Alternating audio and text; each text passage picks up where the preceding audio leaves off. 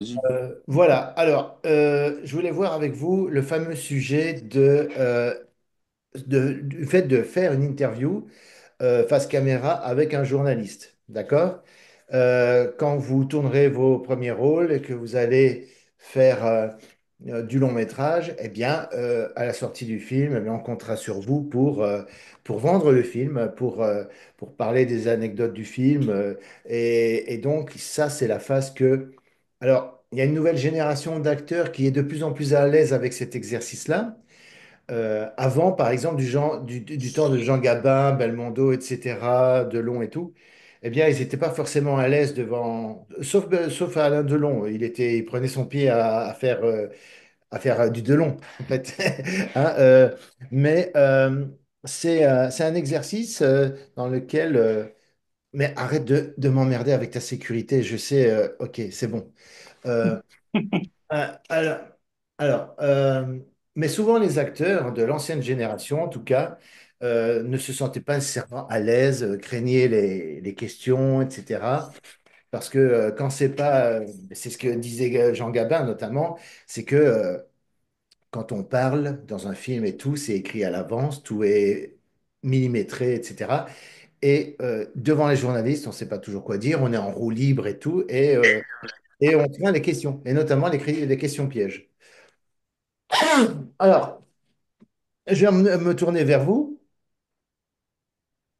Comment vous appréhendez ce type d'exercice-là? Là, je m'adresse un peu à tout le monde, hein, vous prenez la parole à tour de rôle, celui qui veut. Est-ce que cet exercice-là vous fait peur? Est-ce que ça vous fait peur de prendre contact un jour avec un journaliste pour parler d'une actualité que vous avez? Par exemple, moi, voilà, quand j'ai un film qui sort, moi, j'aime bien en parler. Déjà, même, on est tellement au tournage, j'aime bien qu'un journaliste vienne faire un, un reportage et fasse une interview pendant qu'on est en train de le faire, pendant qu'on est en train de faire le travail. Est-ce que c'est quelque chose qui fait Non, paniquer quelqu'un chez vous? Non? non, pas du tout. Pas du tout? Eva? Non? Non, au contraire, parce que si je peux me permettre, Christophe, hein, quand la première fois que je t'ai vu, tu me parlais de la formation, où on était devant l'exposition, où j'ai eu l'honneur, le plaisir et le privilège de te rencontrer, j'ai pas hésité à te dire que du bien, quoi. Donc, non, pas du tout. Ça me pose aucun problème. Au contraire, Oui, en je même trouve que temps, ça permet de s'ouvrir, donc, en même temps, et de mettre en. oui, mais on se connaissait. Moi, je suis pas journaliste. Oui, mais. Tu vois Oui, ce que... oui. Voilà. Tandis que devant un journaliste, ça peut être assez paniquant. Il suffit qu'il te regarde. Moi, il y avait une première interview que j'avais faite dans le cadre d'une préparation de tournage. Le gars, il me prenait tellement de haut que ça a commencé à me faire douter pendant l'entrevue, pendant l'interview, pardon. Et quand c'est passé à la télé, ça, je me suis dit, putain, ça se voit un peu trop que je suis un peu mal à l'aise, qui me prend. Enfin, ben voilà, et c'est tout un exercice. C'est pas si naturel que ça. Tout dépend du journaliste devant qui vous êtes. Soit il est vraiment dans une démarche bienveillante de vous mettre en avant parce que vous avez un film qui sort, une toile que vous avez faite, un album de chansons qui sort, etc. Euh, ou alors c'est pour vous rabaisser, se moquer de vous, etc. Vous allez me dire, mais pourquoi un journaliste ferait ça? Eh bien, moi, je peux vous parler d'un truc qui ne m'est pas arrivé directement, mais qui est arrivé à une chanteuse dont je me suis occupé. Je vous explique. On avait écrit un album, enfin, j'avais écrit un album dont j'ai écrit les paroles des chansons pour un album. Elle avait quoi, 13 ans, la fille, à l'époque, d'accord? Et l'album sort, ok? Et il y a une radio en Belgique qui est assez connue et c'est une grande visibilité, hein. C'est une grosse radio, une radio nationale, on peut dire ça comme ça, c'est de ce gabarit-là, Mhm. en contact avec et qui dit, voilà, est-ce que tu serais d'accord pour faire une interview, machin bazar. Ok, alors, je vous explique un petit peu les détails parce que ça a son importance. Ouais. Elle était encore aux études et tout, et donc, c'est son père qui s'occupait d'elle à ce moment-là. Donc, c'est le père qu'on a contacté, que le journaliste a contacté pour faire une interview sur elle, pour la sortie de l'album. Et Et ils lui ont dit, bah voilà, elle serait libre le mercredi après-midi, parce que voilà, ici chez nous, c'est, voilà, il y a école le matin, puis après l'après-midi, c'est congé, donc totalement libre. Mais comme elle va encore aux études, c'était compliqué de venir comme ça en interview, en direct, sur antenne, quoi. Vous voyez? Après, ouais, non, ça c'est. Ouais. Gros, voilà, elle a passé près de 1 heure, 2 heures à répondre aux questions de l'assistante. On a su par la suite que c'était l'assistante du journaliste, du présentateur de l'émission. Et franchement, je ne vais pas vous dire le nom de l'émission parce que, voilà, mais quand on a entendu le nom de l'émission, le nom de la radio, c'est super connu, hein, il y a du Jean-Jacques Goldman qui passe à longueur de temps là-bas, pour vous dire un petit peu. Ah bah ouais, quand même, ouais. Bah voilà, donc on s'est dit, mais putain, mais c'est génial, la fille, elle va se faire connaître, et hop, elle est Ah lancée. ouais, non, mais ouais. Mm. Voilà. On était tous le compositeur de la musique de l'album. J'étais en contact aussi avec une compositrice avec qui on avait travaillé sur un des titres de l'album Cœur de porcelaine, hein, voilà, par exemple. Si vous tapez ça dans Spotify, vous allez retrouver hein, l'album. Vous pouvez l'écouter en totalement gratuit, en libre. Vous pouvez vérifier ça. Et on entend à la radio. Donc, elle a fait son interview, hein, près de 2 heures d'interview, enregistrée. Et du coup, ça a été diffusé. Vous m'entendez toujours? Parce que l'autre, Oui, il oui, non, vas-y, ouais. apparaît tout le temps avec le truc antivirus et tout ça. Euh, euh, il, euh, on était tous en direct, pour le coup. Ça a été diffusé un jour ou deux après. On était tous le père de la fille, donc de la chanteuse, à l'écoute, en direct, à la radio. Moi, j'étais là. Mes parents, évidemment, je leur ai dit, ouais, c'est génial, ça va passer à la radio, etc. C'est top, allez-y. Donc, c'est à telle heure, etc., à tel moment. On entend le truc, on entend un des titres de l'album en arrière-fond. C'est même pas une diffusion totale, c'est en arrière-fond, ils sont en train de parler par-dessus en disant, ouais, Ambre Delator, machin et tout, ouais, petite jeune, ouais, elle a une voix sympa, etc. On a entendu à peine 1 minute ou deux de la longue interview qu'elle a donnée sur 2 heures de temps d'enregistrement, d'accord? Et on a entendu, oui, bonjour, bah, voilà, voilà, mon père m'aide pour faire des trucs. Je suis en équipe avec un auteur, etc. Donc elle avait parlé de moi, du coup, auteur, puis compositeur, etc. Compositeur, c'est une autre personne, hein, voilà. Moi, j'écris le texte et le compositeur faisait la musique. Et il nous Ah assassine. ouais, ok, ouais. Le mec, il nous assassine en direct. Voilà. Il nous torche le cul, mais vraiment bien comme il faut, hein. J'y vais franco avec les mots parce que faut vous rendre compte là. Ouais, vas-y. On avait envie tous de pleurer. On avait juste envie de débarquer dans le studio et d'aller lui casser la gueule, quoi. Vraiment, à ce point-là. Ah Donc, bah non. donc, elle a été humiliée. Oui, c'est bien, mais bon, voilà, ça dépasse pas un certain stade, etc. On est obligé d'en parler parce que ça fait le buzz sur Internet, etc. Parce qu'elle a 13 ans, elle sort son premier album et tout. Le mec, il sort ça comme ça, hein. Et c'est pas à lui que elle a eu affaire. Elle a eu affaire à une femme, donc son assistante, qui avait fait l'interview, qui avait été très bien, bienveillante, etc. Et sur antenne euh, elle essayait de reprendre pour Ambre Delator. Elle disait, tiens, oui, mais on va écouter la suite de l'interview. Non, non, c'est même pas la peine, ça vaut pas la peine. Et hop, et il est passé à autre chose. On a fait 2, 3 secondes. La fille, elle est partie dans les bras de son père. Elle a pleuré comme c'est pas permis, tellement qu'elle a été humiliée publiquement suite à ça. D'accord?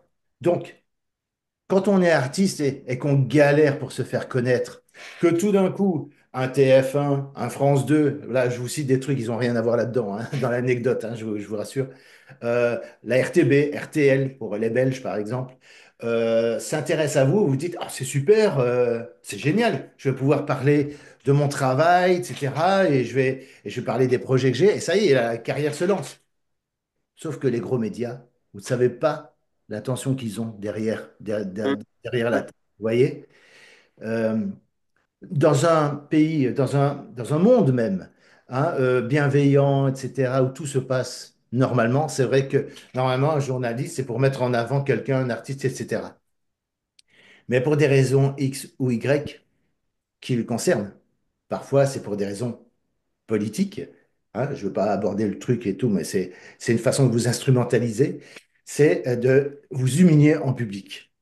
Parce que, un, Ah non. moi je crois Et- qu'il y a une certaine catégorie de journalistes qui aiment ça, déjà. Ouais, ils aiment ça, voilà.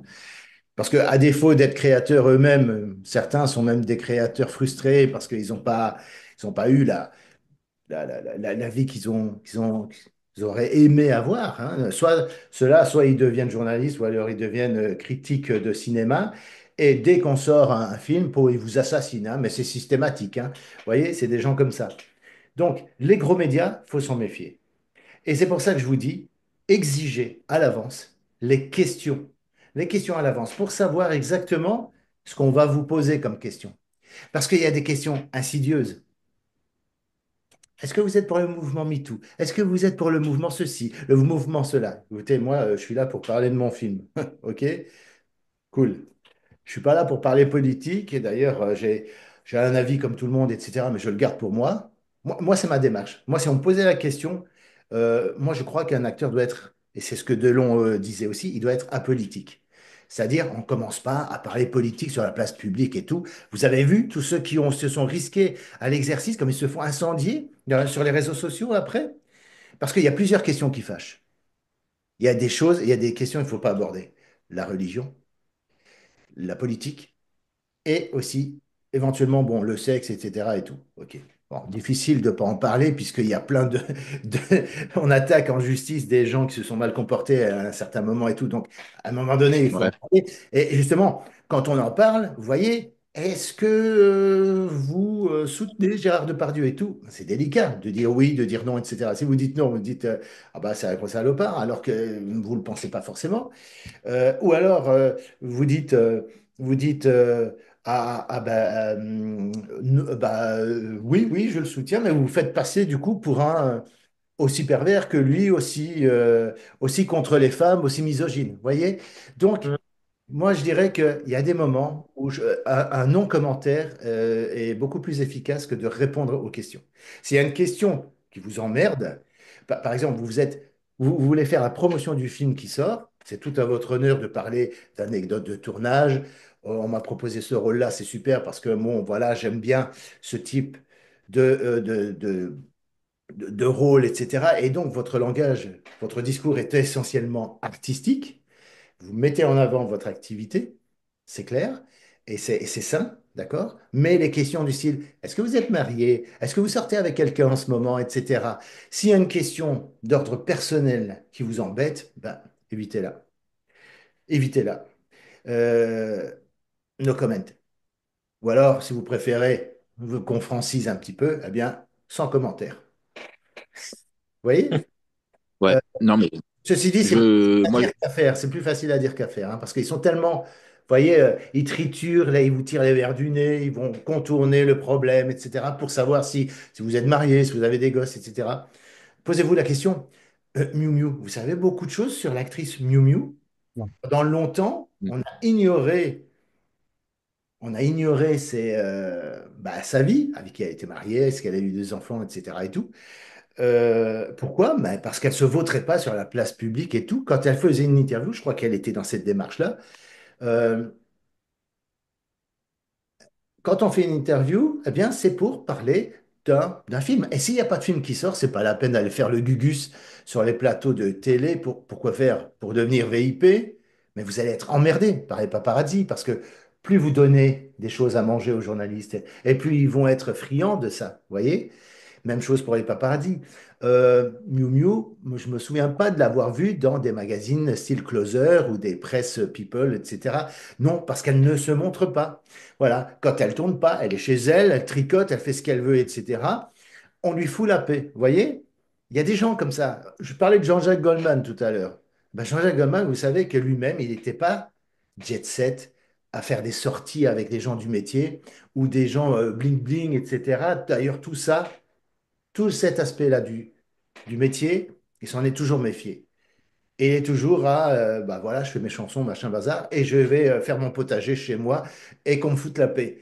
Et quelque part, c'est assez sain de décider de vivre de cette manière-là, parce que du coup, ben, comme vous vous exposez pas, comme du coup, vous n'alimentez pas, vous essayez pas d'avoir du buzz pour faire du buzz, vous voyez ce que je veux dire? Maintenant, si vous aimez ça, ça c'est autre chose, mais c'est vous que ça concerne. C'est vous qui allez orienter votre carrière comme vous le sentez. Mais sachez une chose, c'est que si vous commencez à partager des choses sur votre vie privée, etc., eh bien, vous mettez le doigt dans l'engrenage, après c'est tout le bras qui va partir, et vous allez partir, vous faire broyer par le système, par ce système-là. Euh, Christophe, voilà. Oui, Christophe, quelqu'un a quelque chose à rajouter par rapport à ce que je dis? Vous êtes d'accord? Vous êtes... Ouais. Oui, non, euh, moi, par exemple, enfin, si tu veux parler, Marco, vas-y, hein. vas-y Rémi, après j'interviendrai. Je te remercie. Non, mais je trouve que je te remercie vraiment, bah, pour mon cas, Christophe, de le dire, parce que c'est vrai que moi, je trouve qu'honnêtement, ce que tu dis est vrai, parce que c'est vrai que certains sont un peu plus famous que d'autres. Moi, je trouve que ça me dérangerait pas. Après, c'est vrai que certains, faut se mettre à la place des autres. Il y en a qui sont discrets, il y en a qui sont pas discrets, mais ce que tu dis pour les journalistes, tu as absolument raison. Franchement, tu as absolument raison à 100% parce que faut en garder pour soi. Mais maintenant, moi qui ai un peu une grande gueule, enfin, excusez-moi du terme, hein, moi j'ai un peu envie de dire un truc, je le dis, mais par contre, quelqu'un qui me dit ce que tu viens de me dire là, par exemple, toi là, qui me dit ça, honnêtement, ça à prendre en considération et à être avec prudence et avec, j'ose le dire, on va dire prudence et parcimonie, parce que ce que tu dis, est vrai, ça peut nous servir aussi, ça peut me servir aussi dans ma carrière. Et le peu de conseils que tu m'as donné, ça m'a beaucoup servi. Donc je prends ça vraiment avec prudence quand même, parce qu'honnêtement, ce que tu dis est vrai. C'est vrai que t'as pas tort quand même, hein. Non. T'as vraiment pas tort et Excuse-moi, je t'interromps parce qu'il faut faire court, hein, parce qu'on est très minuté. non. On est très minuté, on a une quarantaine de minutes à peine. Et comme on a commencé plus tard, je ne sais même pas si le compteur, il en tient compte ou pas.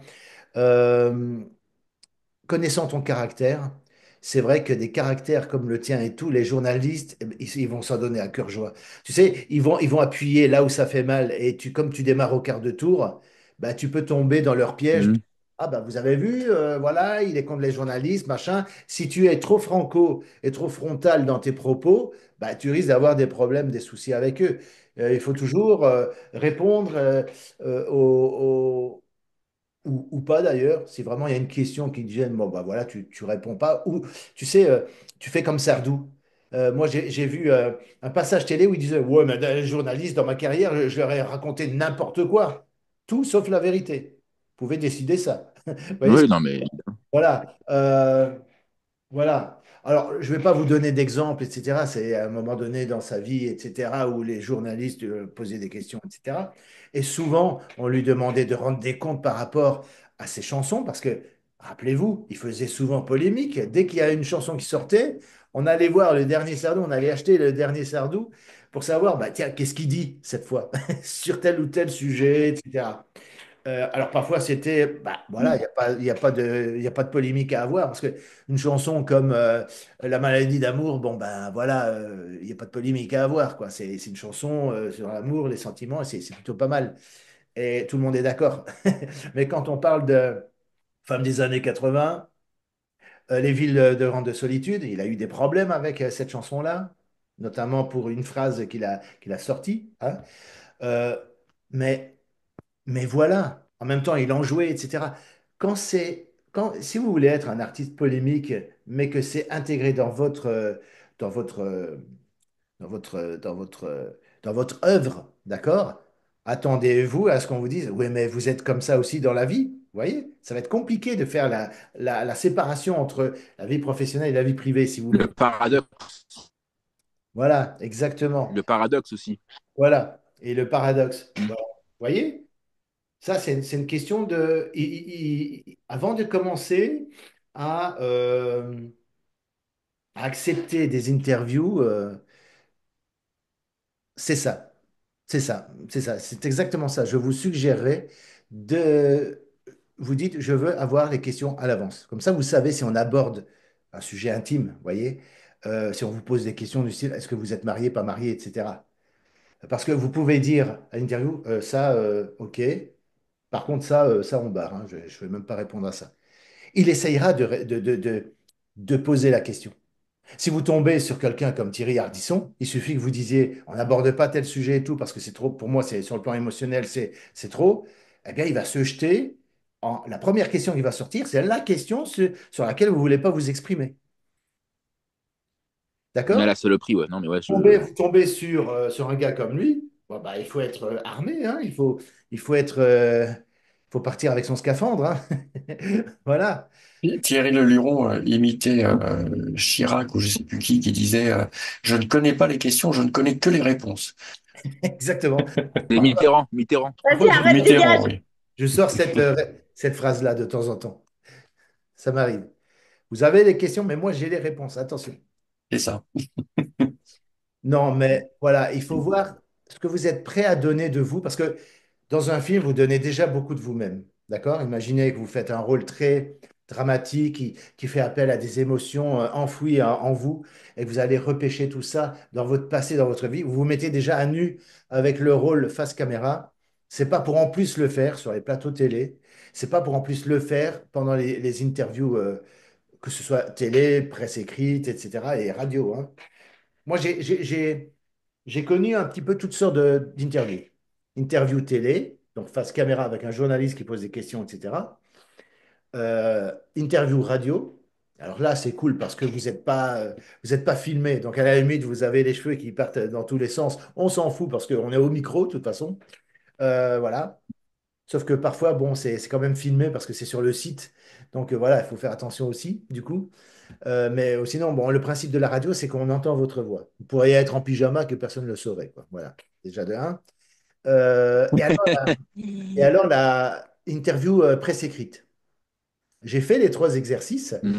et vous savez, si vous faites un événement de manière locale et que vous téléphonez au journaliste Vers l'Avenir, qui est un journal local de Jean-Blou, Namur, ça englobe toute cette partie-là, vous voyez, une partie de la Wallonie.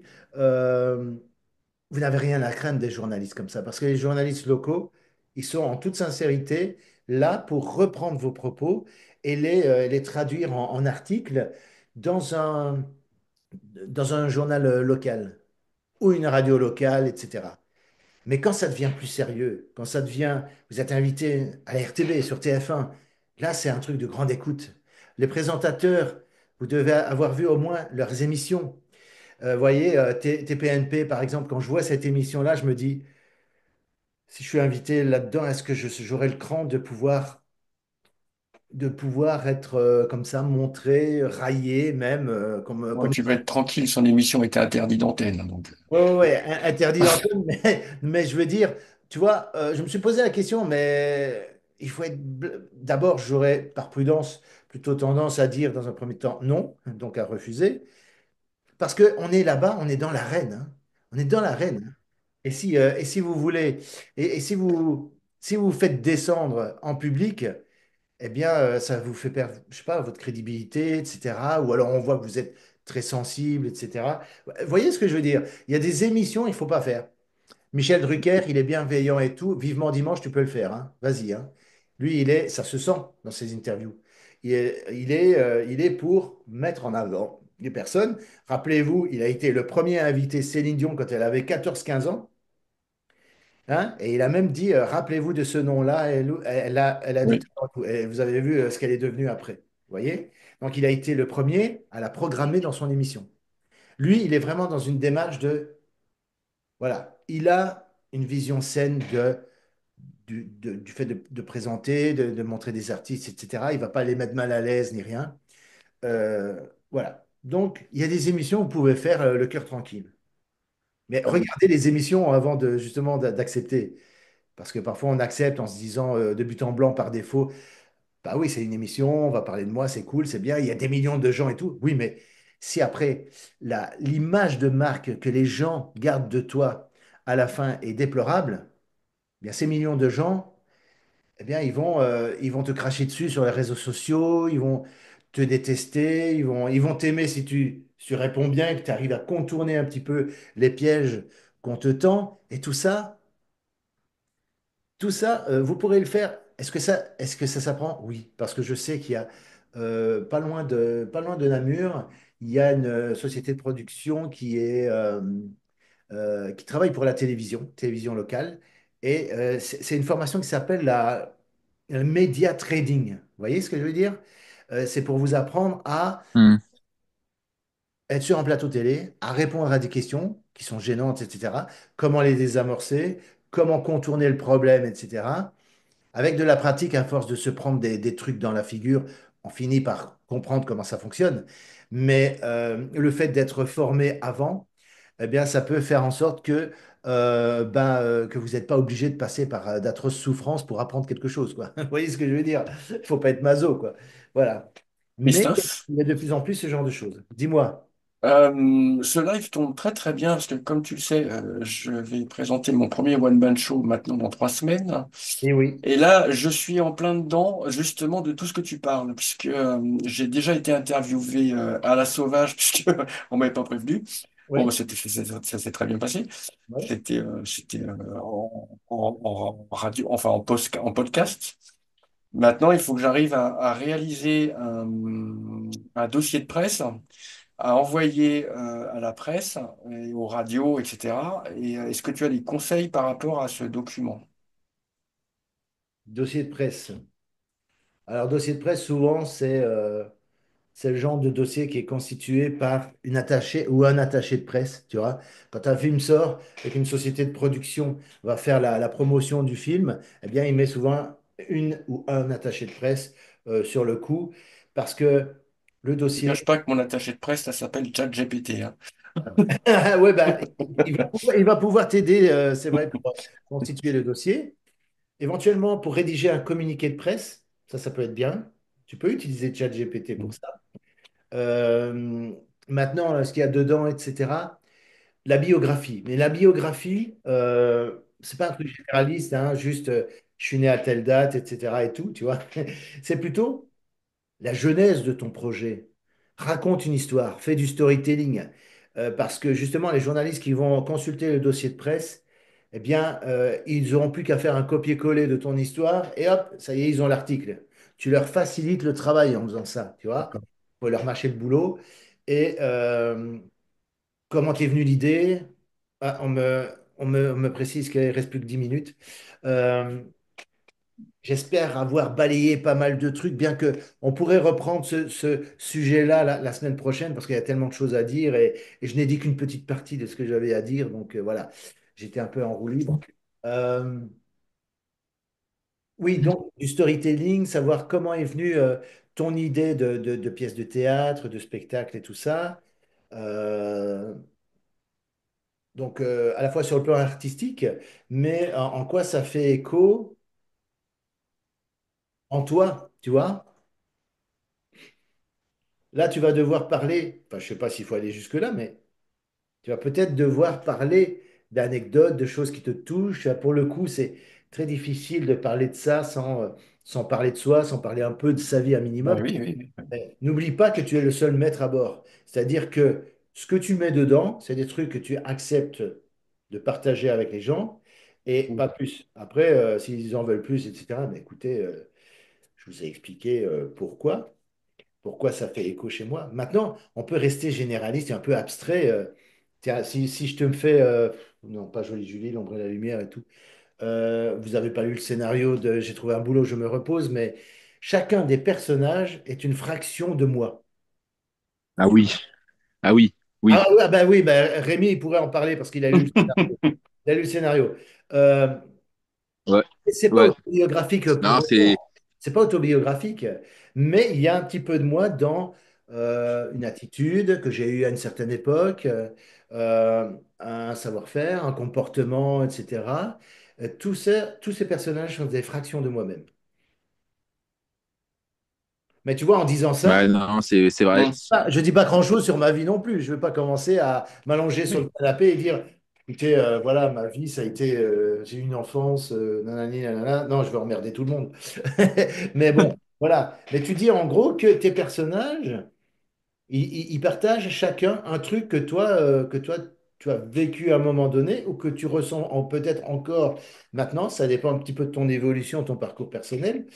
Voilà. J'ai écrit en partant de moi. Tu vois? Ce D'accord. qui est génial, c'est qu'un scénariste, hein, un scénariste, quand il écrit, c'est lui Dieu. Et donc, comme nous sommes tous créés à son image, c'est tout à fait normal que mes personnages me ressemblent.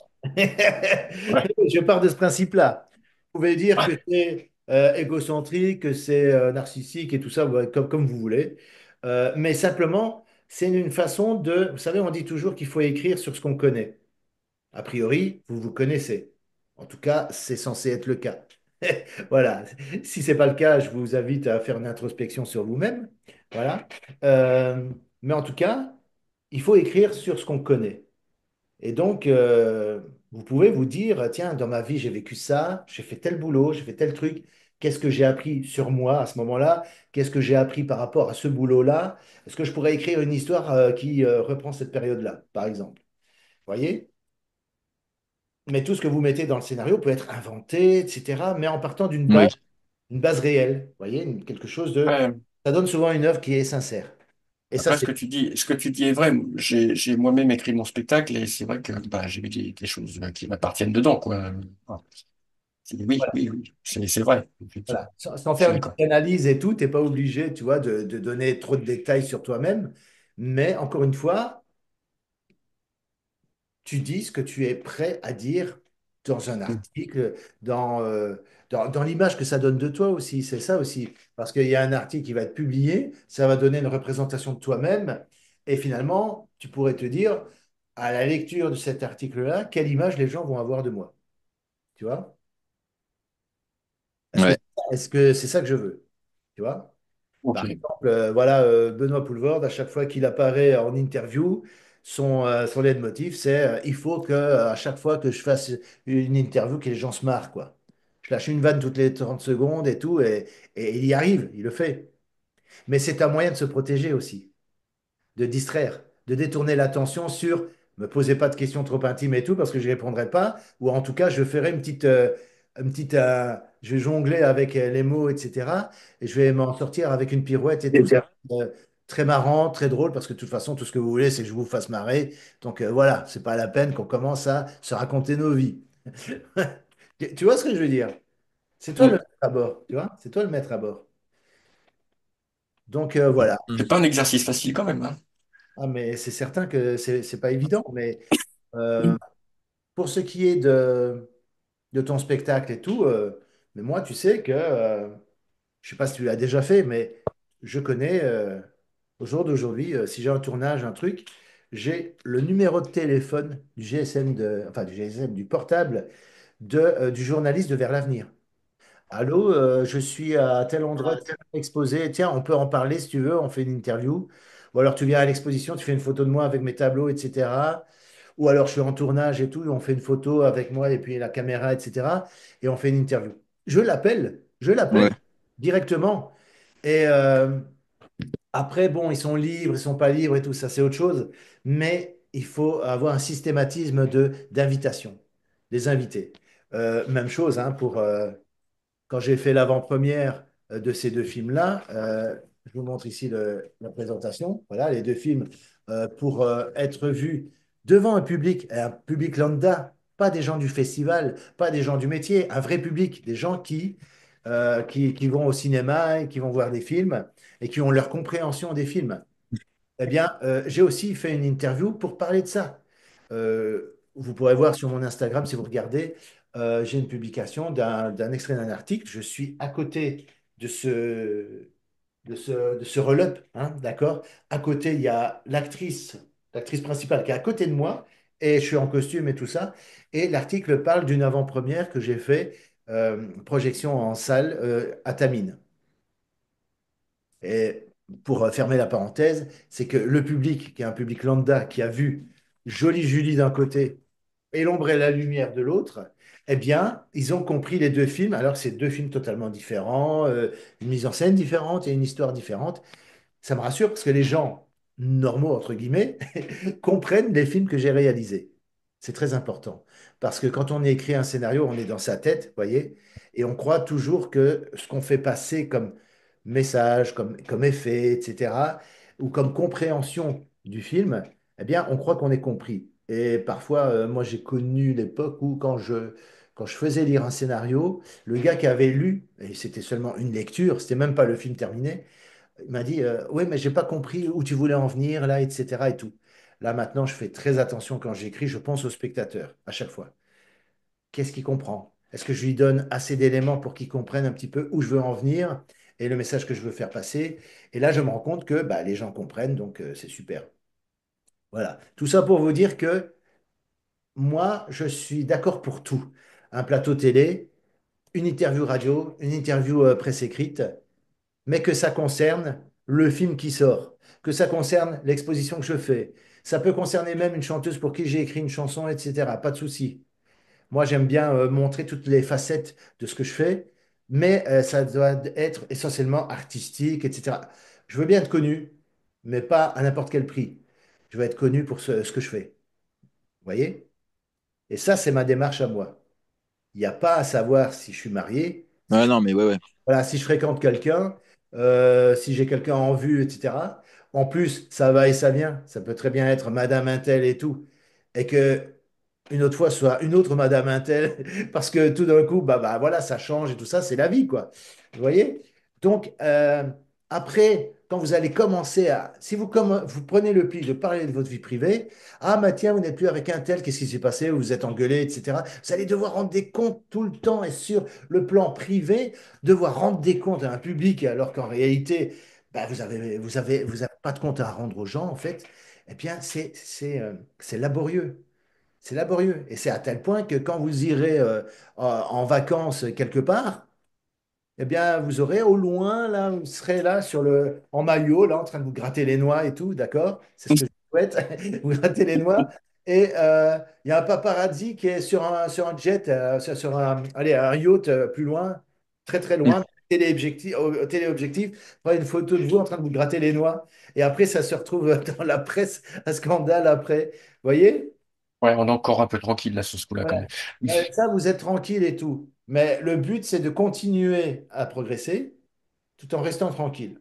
Prenez exemple sur les acteurs dont on sait peu de choses, finalement, ou les Ouais, actrices. ouais, non, mais ça, t'as absolument raison, Christophe, hein.